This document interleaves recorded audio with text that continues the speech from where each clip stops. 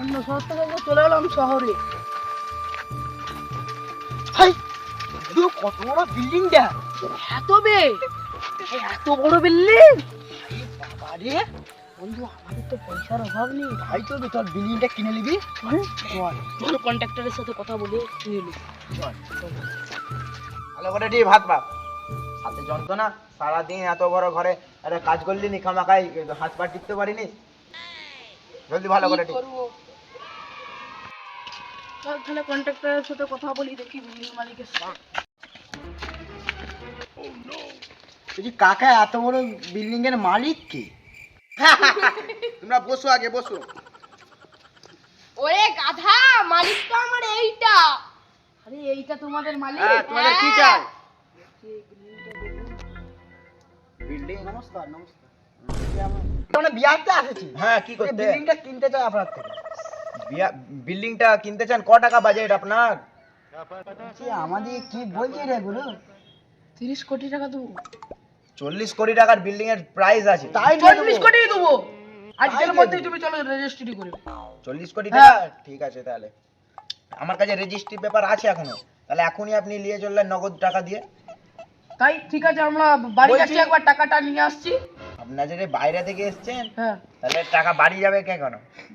আরে আমাদের বাসা ভাড়া আছে ও, কলকাতা। আচ্ছা, ঠিক আছে ঠিক আছে, তাহলে যান আপনারা। ঠিক টাকাটা আছে, তাহলে আপনারা যান, উঠুন সব। নমস্কার দাদা। ঠিক আছে, তাহলে আপনারা আসবেন তাহলে। হ্যাঁ, ঠিক আছে। তাহলে আজকে ডিলটা তো হয়ে গেল। তাহলে কবে আসবেন? তাহলে কালকে সকালে আসুন। কালকে আমাদের একটা সমস্যা আছে, পরশুদিন সকালে। অবশ্যই, তাহলে পরশু দিনই 40 কোটি টাকা আর রেজিস্ট্রি পেপার আর আপনাদের একজন সাক্ষীলা নিয়ে আসতে হবে। ওকে ওকে আমি কি এই ছেলেটা তো আছে তোমার? না, সাক্ষী এটা আমার সাক্ষী। তো ঠিক আছে, আপনাদের আমি সাক্ষী নিয়ে লাগবে। আসবো, নিয়ে আসবো। ঠিক আছে। ঠিক আছে, তাহলে আসছি আমরা। আসছি কাকা, নমস্কার। তাহলে চ বন্ধু, টাকাটা নিয়ে আসি। চল। আমার মাথায় একটা বুদ্ধি এইছে, ওরা তো প্রচুর বড় লোক, তাহলে ওদের থেকে 200 কোটি টাকা নেবো। ওদের তো বলেছিল 40 কোটি টাকা কোনো মাইনে হয় না। ওদের থেকে 200 কোটি টাকা কিনলে কিনবো, নাহলে আমার যা বিল্ডিং আছে সে কত করোড় টাকার দাম হবে।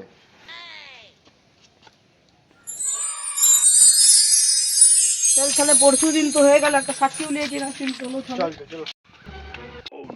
নমস্কার নমস্কার নমস্কার। বলছি টাকা পয়সা রেডি করে এলুম, সাথীও নিয়েছি। হ্যাঁ, কিন্তু আমার এই বিল্ডিং এর প্রচুর দাম, বেচবো নি আপনাকে। কেন? বিল্ডিং এর প্রচুর দাম আরে ভাই, কালকে তো কথাবার্তা হয়ে গেল। ভাই, এই বিল্ডিং এর প্রচুর দাম। তুমি আমার হাতটা দেখতে পাচ্ছ, ক টাকা দাম? 400 কোটি টাকা। তোমরা 40 কোটি টাকা বলেছো, হবে না। 40 আমার কোটি বিল্ডিং টাকা? আমার যেমন, তাহলে আপনাদেরকে কি আরে ভাই, আপনি তো বলেন, আমি সাক্ষীও নিয়েছি। সাক্ষী নিয়ে এলে হবে নাকি? আমার বিল্ডিং যা বিল্ডিং আছে, তোমার হাবিলদার কোথা? হাবিলদারের তো শরীর খারাপ। এই বিল্ডিংটা যা আছে বিশ্বের 2 নম্বর বিল্ডিং হবে।